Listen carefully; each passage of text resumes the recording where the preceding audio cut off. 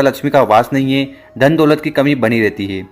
इसके साथ आपके घर में बीमारियां हैं और शरीर में कुछ न कुछ समस्या होती रहती है, जैसे कि घबराहट होती है, बेचैनी होती है।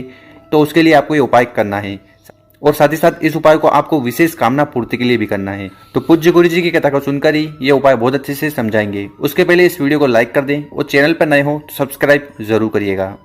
तो इस वीडियो में हम आपको 2 उपाय बताएंगे। जानते हैं पहला उपाय।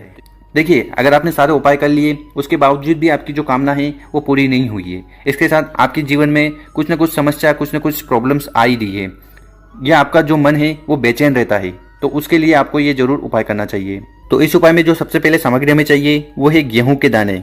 तो यहाँ पर हमें कितने जरूरत है, तो 7 गेहूं के दाने आप ले लीजिएगा। और जो गेहूं के दाने ले वो बिल्कुल भी कहीं से भी खंडित नहीं होने चाहिए। तो इस प्रकार से साबुत गेहूं के दाने आपको ले लेने हैं। इसके साथ जो अगली सामग्री है वो है लोटा। तो आपको तांबे का लोटा ले लेना है और इस तांबे के लोटे में आपको अपने घर से शुद्ध जल भर लेना है। विशेषकर इस जल को आपको अपने किचन से भरकर ले जाना चाहिए। इसके साथ आपको लेना है एक प्यारी सी बेलपत्र, और जो बेलपत्र आप लो वो कहीं से भी खंडित नहीं होनी चाहिए। और अगर आपको बेलपत्र नहीं मिले तो शिव मंदिर में जाकर शिवलिंग पर चढ़ी हुई बेलपत्र को उठाइएगा, शुद्ध जल से धोइएगा और उसको वापस पुनः उपयोग कर लीजिएगा। और इसके बाद क्या करना है कि आपके पास जो 7 गेहूं के दाने हैं जो हमने आगे बताए हैं उनको उठाना है और इस जल के पात्र में श्री शिवाय नमस्तुभ्यम का स्मरण करते हुए डाल देना है। इसके साथ जो एक बेलपत्र हमने बताई है उसको भी आपको उठाना है और इस जल के पात्र में डाल देना है। तो गेहूं के दाने और बेलपत्र इस जल के पात्र में आपको डाल देना है। इसके बाद इस जल के लोटे को लेकर आपको अपने पूरे घर में घूम लेना है। ठीक, तो इस प्रकार से हर एक रूम में, हर एक कमरे में आपको अच्छी तरह से घूम लेना है। बस आपको वॉशरूम में और बाथरूम में नहीं जाना है। बाकी जहां पर भी स्थान है, चाहे वो किचन हो, बेडरूम हॉल हो, कुछ भी हो, वहां पर आपको लेकर घूम जाना है। और इसके बाद इस जल के लोटे को उठाकर आपको पहुंच जाना है शिव मंदिर। और ये जो उपाय है ये आपको करना है प्रदोष काल में, मतलब कि शाम के समय में। बहुत सारे लोगों को प्रदोष काल के बारे में जानकारी नहीं होती है। तो जब सूर्य अस्त हो रहा हो उसके 45 मिनट पहले से लेकर जब सूर्य अस्त हो चुका हो, डूब चुका हो, उसके 45 मिनट के बाद के समय को प्रदोष काल कहते हैं। और इसी समय में आपको ये उपाय करना है। तो क्या करिएगा कि जो जल का लोटा आप अपने साथ लाए हो उसको उठाना है और उसको शिवलिंग के ऊपर समर्पित कर देना है, श्री शिवाय नमस्तुभ्यम का स्मरण करते हुए। और यहाँ पर आपका जो फेस होगा वो उत्तर दिशा की तरफ होना चाहिए। और इस जल के पात्र में हमने एक बेलपत्र और 7 गेहूं के दाने डाले थे। ठीक है, तो वो गेहूं के दाने और बेलपत्र नीचे चिपक गए होंगे। तो आपको क्या करना है, उन दोनों को उठाकर शिवलिंग पर समर्पित कर देना है। और समर्पित करते समय आपको श्री शिवाय नमस्तुभ्यम का स्मरण करना है। तो इस प्रकार से आपको बेलपत्र समर्पित करना है। और यहाँ पर हर बार जानकारी देते हैं कि बेलपत्र की डंडी जलाधारी की तरफ होगी, बड़ी पत्ती आपकी तरफ होगी। और यहाँ पर शिवलिंग पर हमें उल्टा बेलपत्र समर्पित करना होता है। तो इस प्रकार से आपको उल्टा बेलपत्र समर्पित कर देना है। इसके बाद आपको यहाँ पर खड़े होकर भगवान भोलेनाथ से कामना कर लेना है। साथ ही साथ आपको अपना नाम और गोत्र का स्मरण करना है। और आपके जीवन में जो भी कामना है, जो भी इच्छा है या जो भी समस्या आ रही है, चाहे वो धन से जुड़ी समस्या हो या चाहे नौकरी से जुड़ी समस्या हो, व्यापार से जुड़ी समस्या हो, मतलब किसी भी प्रकार की कामना या किसी भी प्रकार की समस्या आपके जीवन में आ रही है तो उसका स्मरण कर लेना है। ठीक, इसके बाद क्या करिएगा कि यहाँ पर आपने 7 गेहूं के दाने शिवलिंग के ऊपर समर्पित किए थे। ठीक है, तो इनमें से एक गेहूं का दाना आपको उठा लेना है और उठाकर आपको अपने घर चले जाना है।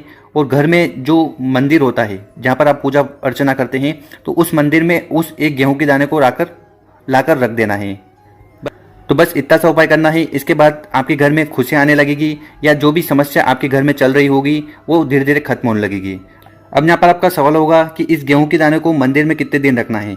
तो कम से कम 14 दिन इसको आपको अपने मंदिर में रखना है। उसके बाद 14 दिन के बाद फिर इस उपाय को कर लेना है। मतलब कि जब जब आपके जीवन में समस्या है इस उपाय को कर लीजिएगा।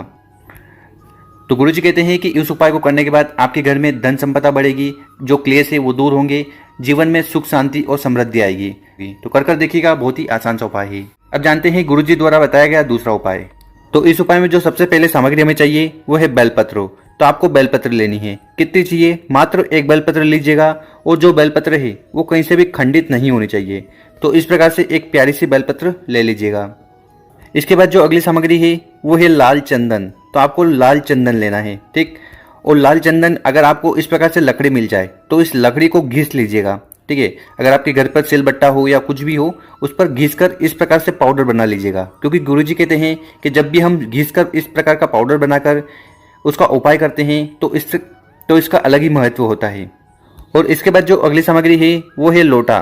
तो आपको तांबे का लोटा ले लेना है और इस तांबे के लोटे में आपको अपने घर से, अपने किचन से जल भर लेना है।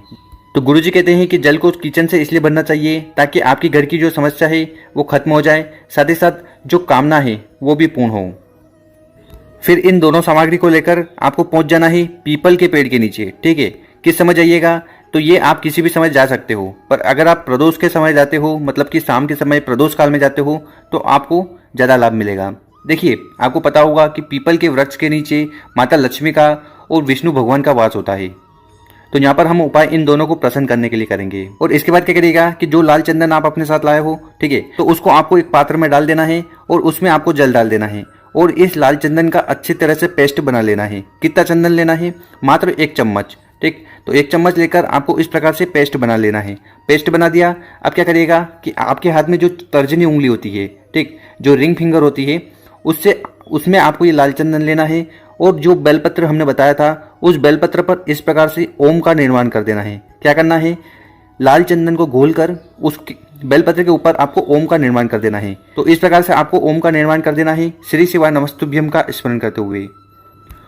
ओम का निर्माण कर दिया, इसके बाद क्या करिएगा कि इस बेलपत्र को आपको इस जगह से पकड़ना है। ठीक, इस जगह से पकड़कर इस बेलपत्र को पीपल के वृक्ष के नीचे समर्पित कर देना है। और जब आप पीपल के पेड़ के नीचे ये ओम वाला बेलपत्र समर्पित करो तो उस समय आपको हरिहर महादेव का स्मरण करना है। कौन से भगवान का करना है? हरिहर महादेव का स्मरण करते हुए आपको ये ओम वाला बेलपत्र पीपल के वृक्ष के नीचे समर्पित कर देना है। और इसके बाद जो जल का लोटा आपके पास है उसको आपको उठाना है और उसको आपको उस बेलपत्र के ऊपर समर्पित कर देना है, हरिहर महादेव का स्मरण करते हुए। देखिए, हमने आपको फोटो में बताया था कि आपको पेड़ के ऊपर ओम का निर्माण करना है, पर आप बताइए ये क्या पॉसिबल हो पाएगा? आप पेड़ के ऊपर ओम का निर्माण नहीं कर पाएंगे। इसलिए यहाँ पर हमने बताया है कि आपको एक बेलपत्र लेना है, बेलपत्र पर ओम का निर्माण कर पीपल के वृक्ष के नीचे समर्पित कर देना है। और उसके बाद यहाँ पर आपको हाथ जोड़कर खड़े हो जाना है और आपके मन में जो भी कामना है, जो भी इच्छा है, चाहे वो धन से जुड़ी हुई हो या आपके घर में कोई समस्या आ रही हो और उससे आप बहुत ज़्यादा परेशान हो गए हो, तो आपको ये उपाय करने के बाद कामना कर लेनी है और भगवान हरिहर महादेव जी से प्रार्थना करनी है कि हमारे जीवन में जो दुख, परेशानी, संकट है उन्हें जल्द से जल्द खत्म करें। तो ऐसी कामना आपको यहाँ पर कर लेनी है।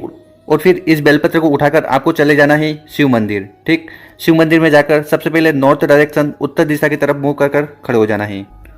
और फिर वो जो बेलपत्र आप वहाँ से उठा के लाए हो उसको आपको शिवलिंग के ऊपर समर्पित कर देना है, हरिहर महादेव का स्मरण करते हुए। यहाँ पर आपको श्री शिवाय नमस्तुभ्यम का स्मरण करना ही है, साथ ही साथ आपको हरिहर महादेव जी का स्मरण करना है। और इस बेलपत्र की जो डंडी होगी वो जलाधारी की तरफ होगी और जो पत्ती होगी वो आपकी तरफ होगी। तो इस प्रकार से आपको ये बेलपत्र समर्पित कर देना है। और इसके बाद जो जल का लोटा है उसको उठाना है और उसको भी आपको शिवलिंग के ऊपर समर्पित कर देना है, श्री शिवाय नमस्तुभ्यम का स्मरण करते हुए। साथ ही साथ आपको यहाँ पर हरिहर महादेव का स्मरण जरूर करना है। इसके बाद फिर से यहाँ पर आपको वही कामना करनी है जो आप अपने पीपल के वृक्ष के नीचे करी थी। माता लक्ष्मी का बिल्कुल भी वास नहीं है या आपके जीवन में समस्या आ रही है, वो कौन सी भी कामना है, इच्छा है, उसकी पूर्ति के लिए आपको यहाँ पर फिर से भगवान भोलेनाथ से कामना कर लेनी है। और इसके बाद आपको 2 मिनट चौखट पर बैठ जाना है और बैठकर ओम नमः शिवाय का स्मरण करना है।